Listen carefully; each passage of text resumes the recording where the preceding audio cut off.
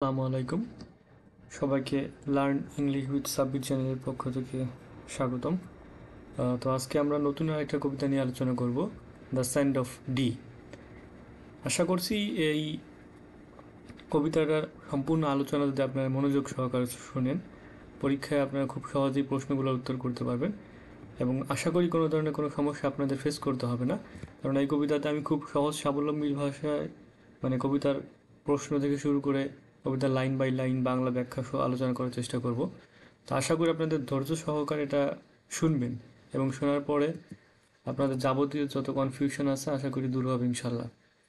তো মনোযোগ সহকারে ভিডিওটা শুনেন। তো মূলত হচ্ছে দ্য স্যান্ড অফ ডি একটা কবিতা। এই কবিতার রাইটার হচ্ছে চার্লস কিংলে। তো চার্লস কিংলে একজন ইংলিশ পোয়েট এবং before starting the poem we have to understand the summary of the text. I mean, আমরা যদি কবিতাটা শুরু করার আগে কবিতার সামারি দিয়ে শুরু করতে পারি তাহলে মনে হয় আপনার জন্য বুঝতে সুবিধা হবে। তো মূলত এই কবিতা আমাদেরকে একটা ম্যারি নামের একটা মেয়ের গল্প শোনায় এবং the poems tells us sad story of a young girl named Mary. তো এখানে একটা মেয়ে, ম্যারি নামের একটা মেয়ের আমাদের দুঃখের কাহিনী কবিতার সম্পূর্ণ জুড়ে বলছে, Mary lived near the river Dee close to sea. তো ম্যারি ডি নদীর তীরে বসবাস করতো এবং সেই নদীটা ছিল সমুদ্রের খুব কাছাকাছি। ওয়ান ডে, একদিন, she went out bringing the cattle home. সে তার গবাদি পশু বা গরুর পালগুলোকে বাড়িতে ফিরিয়ে আনতে গিয়েছিল। But the weather changed suddenly, কিন্তু আবহাওয়াটা হঠাৎ করেই পরিবর্তন হয়ে গিয়েছিল।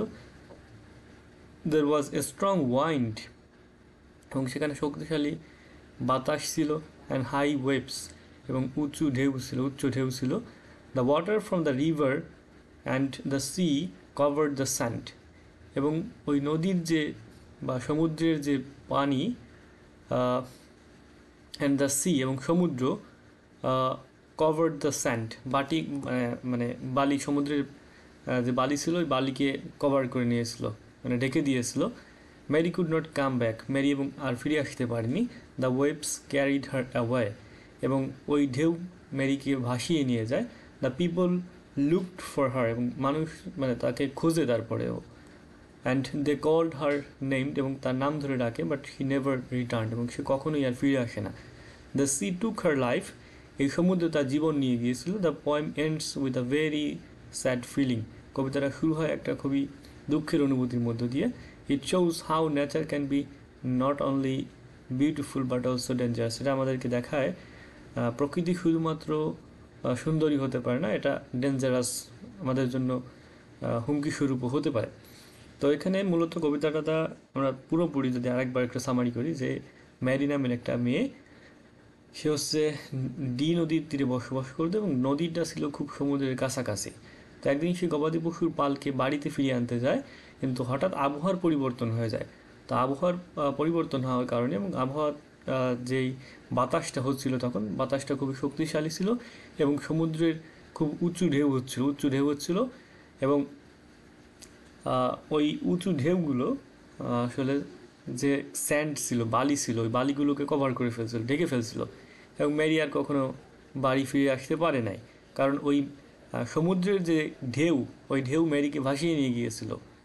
এবং মানুষজন ম্যারিকে খুঁজেছিল এবং ডাকাডাকি করেছিল তার নাম ধরে, কিন্তু সে আর কখনো ফিরে আসেনি। এবং এই যে সমুদ্র, এই সমুদ্র তার জীবনটা নিয়ে গিয়েছিল। এবং এই কবিতার শেষ হয়েছে একটা স্যাড ফিলিং নিয়ে, দুঃখের অনুভূতি নিয়ে, এবং এটা আমাদেরকে দেখায় প্রকৃতি শুধুমাত্র বিউটিফুল হয় না, এটা মাঝে মাঝে আমাদের জন্য খুব ডেঞ্জারাসও হয়। তো এই কবিতায় আমরা দেখতে পাই, Mary was a good simple and innocent girl. Mary একটা নিষ্পাপ সুন্দর মেয়ে, এবং nature is very beautiful but also be very dangerous. Nature খুবই সুন্দর, তবে মাঝে মাঝে এটা আমাদের জন্য খুব ডেঞ্জারাসও হয়।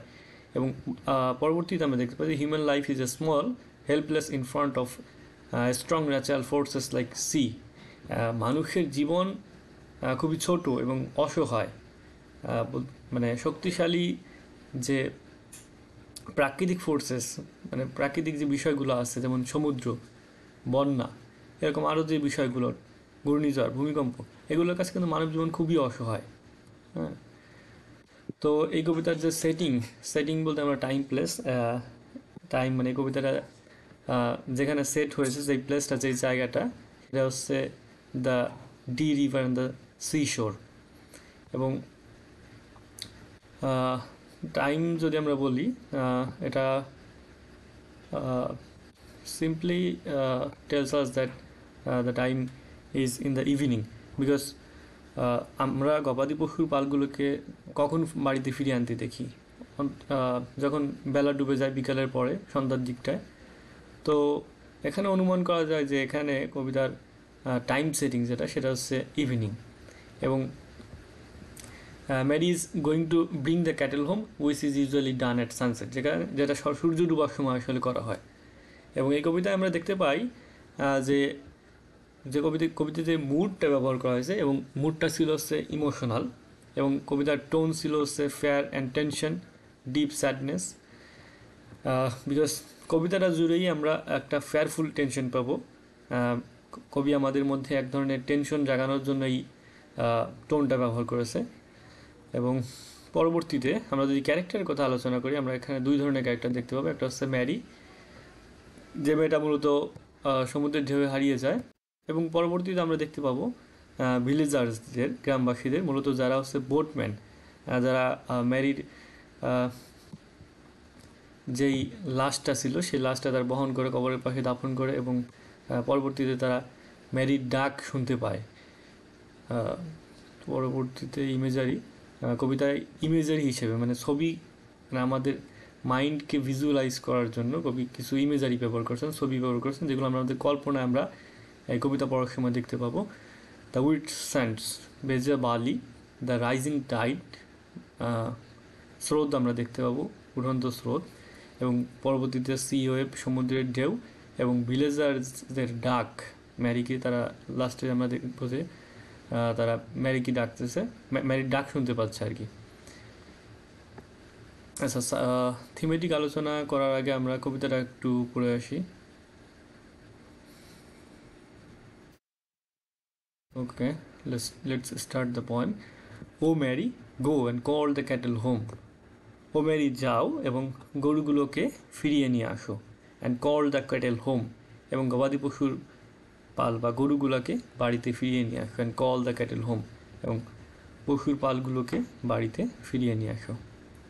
Across the sand of Dee নদীর বালির তীর পেরিয়ে তাকে, মানে গবাদি পশুর পালগুলোকে ফিরিয়ে নিয়ে আসো। তো এখানে প্রথমে যে লাইনগুলোতে আমরা দেখতে পেলাম, প্রথম চার লাইনের প্রথম লাইনেই বলা হচ্ছে যে গবাদি পশুগুলো, ম্যারি তুমি যাও, গবাদি পশুগুলোকে বাড়িতে ফিরিয়ে নিয়ে আসো। এবং পরবর্তী দুই লাইনেও এই একই কথাই রিপিট করা আছে, যাও গবাদি পশুগুলোকে বাড়িতে ফিরিয়ে নিয়ে আসো, এবং গবাদি পশুগুলোকে বাড়িতে ফিরিয়ে নিয়ে আসো। এবং ফোর্থ লাইনে বলছে across the sand of Dee, কীভাবে বাড়িতে ফিরিয়ে নিয়ে আসবে? তাকে বলা হচ্ছে যে ডি নদীর বালির তীর পেরিয়ে গবাদি পশুগুলোকে ফিরিয়ে নিয়ে আসো।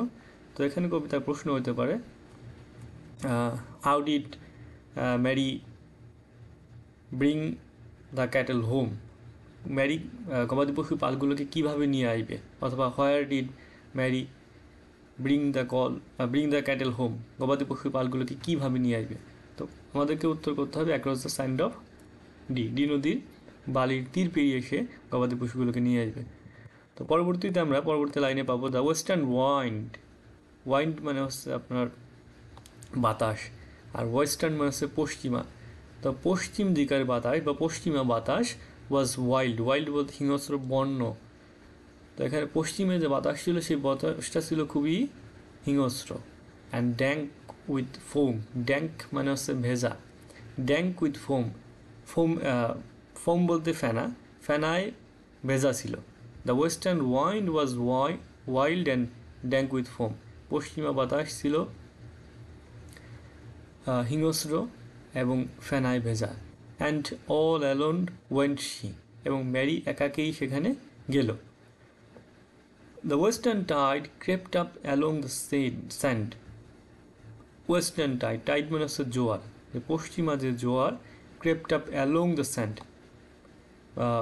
বালির উপরে এসে আছড়ে পড়ছিল, অ্যান্ড ওভার দ্য স্যান্ড, এবং বারবার সেটা বালির উপরে এসেই আছড়ে পড়তেছিল, অ্যান্ড রাউন্ড দ্য স্যান্ড, এবং বালুর চারপাশ দিয়ে মানে সে উপচে এসে পড়তেছিল, as far as I could see, এবং যতদূর পর্যন্ত চোখ যাচ্ছিল শুধু ওইটাই দেখা যাচ্ছিল যে সমুদ্রের ঢেউ বালির উপরে আছড়ে এসে পড়ছে। তো মূলত আমরা সমুদ্রের পাড়ে গেলে আমরা দেখতে পাই যে সেখানে সমুদ্রের যে পানি সেটা বারবার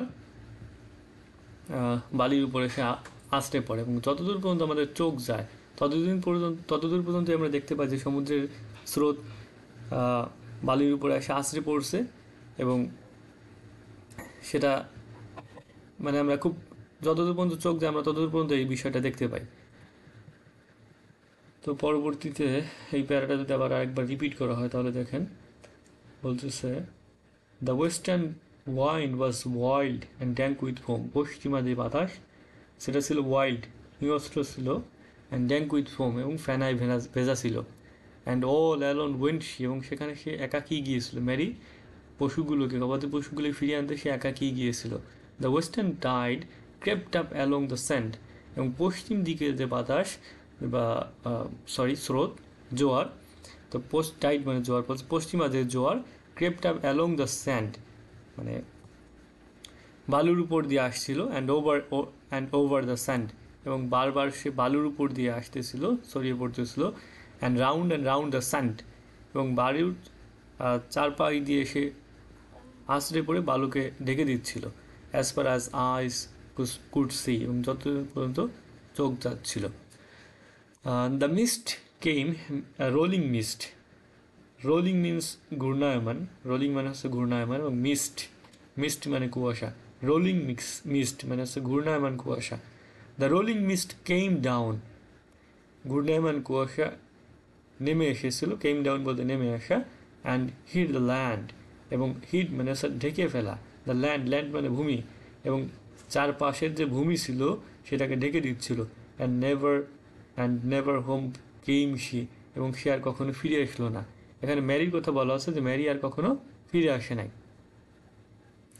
ওহ, is it weed or fish or floating hair, বলতেছে ওহ ইজ ইট উইড বলতে এখানে বোঝাচ্ছে আগাছা বা জলজ কোনো উদ্ভিদ বা কচুরিপানা। তো তারা এখন সমুদ্রের স্রোতের সাথে কিছু একটা ভাসতে দেখতেছে, ভাসতে দেখার পরে জিজ্ঞেস করা মানে ওটা দেখে তারা বলতেছে যে এটা কি উইড কিনা, মানে কোনো জলজ কোনো আগাছা বা জলজ কোনো উদ্ভিদ বা কচুরিপানা কিনা, আর ফিশ নাকি মাছ, আর ফ্লটিং হেয়ার নাকি ভাসমান কোনো চুল, আর ট্রিজ অফ গোল্ডেন হেয়ার বলছে যে সোনালি, গোল্ডেন হেয়ার মানে সোনালি রঙের, গোল্ডেন হেয়ার মানে সোনালি রঙের চুল, নাকি বলছে ট্রিজ অফ গোল্ডেন হেয়ার মানে একটা সোনালি রঙের চুলের গাছ, আর ড্রাউন মেইডেন্স হেয়ার, ড্রাউন বলতে বোঝাচ্ছে ডুবন্ত, মেইডেন মানে হচ্ছে কন্যা, আর ড্রাউন মেইডেন্স হেয়ার মানে ডুবন্ত কোনো কন্যার চুল, above the nets at sea, সমুদ্রের জালের উপরে। তো এই প্যারাগুলোটা যদি আবার একটু রিভিশন করি তাহলে বলতেছে যে ও আমরা আগে দেখছি যে ম্যারি একাকী গেছে, মানে ম্যারি আর কখনো ফিরে আসে নাই, তার মানে বোঝাচ্ছে যে ম্যারি মারা গেছে। এই and never home came she, সে যে আর কখনো ফিরে আসলো নাই, this line symbolises the death of Mary, ম্যারির মৃত্যুকে স্যাম্বলাইজ করতে, আসলে আমরা বুঝতেছি যে কি টাইড ম্যারিকে ভাসিয়ে নিয়ে গেছে। তো পরের লাইনে আমরা দেখতে পাচ্ছি যে oh is it weed or fish or floating hair, Mary যেহেতু সমুদ্রে ভেসে গেছে তো তারা দেখতে পারতেছে যে তারা বলতে এখানে ফিশারদের কথা বলা যেতে পারে, যে ফিশারম্যান মানে জেলে যারা তারা ওই বা বোটম্যান মাঝি যারা তারা আর কি দেখতেছে যে কোন একটা জলজ আগাছার মতো দেখতে বা কচুরিপানার মতো দেখতে কিছু একটা ভাসতেছে, অথবা বলতেছে আর ফিশ নাকি মাছের মতো একটা কিছু ভাসতেছে, আর ফ্লাটিং হেয়ার অথবা ভাসমান চুল ভাসতেছে, আর ট্রিস অফ গোল্ডেন হেয়ার সোনালি রঙের একগোছা চুল, যেটা দেখতে একটা গাছের মতো। তো বলছে আর drone maidens hair, drone maidens maidens মানে কন্যা, ড্রোন মানে ডুবন্ত, বলছে ডুবন্ত কোনো কন্যার চুল, above the net at sea, বলছে অ্যাট নেটস অ্যাট সি, বলছে above the net at sea, সমুদ্রের যে জাল, মানে জেলেদের যে জাল থাকে ওই জালের উপরে ভেসে ওঠা কোনো ডুবন্ত কোনো কন্যার চুলের কথা বলতেছে।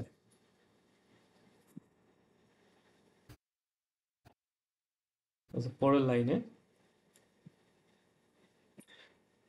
বলছে দ্য রোড, রোড বলতে হচ্ছে সারিবদ্ধ করা, হ্যাঁ,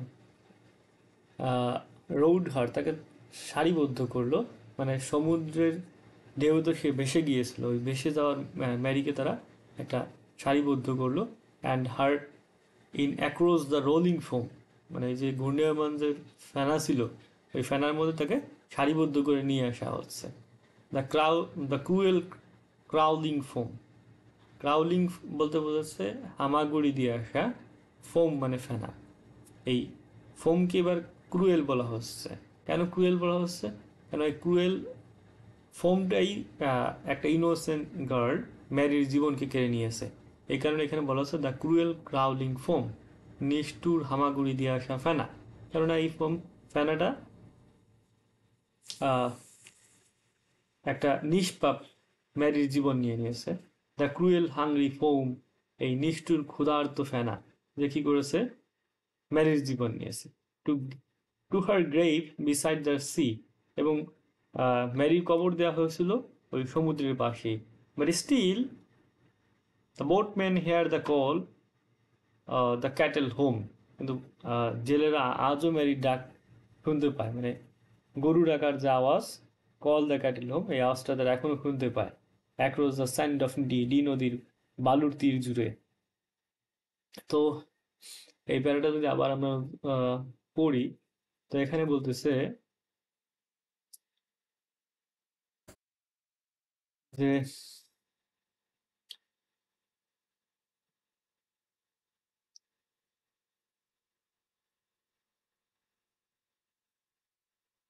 ম্যারির চুলকে তারা ভাসতে দেখলো। ম্যারির চুল দেখে তারা মনে করতেছে যে এটা কোনো উইড, কুচুরিপানা, অথবা কোনো জলজ উদ্ভিদ, অথবা কোনো মাছ হইতে পারে, অথবা কোনো ভাসমান চুল হইতে পারে।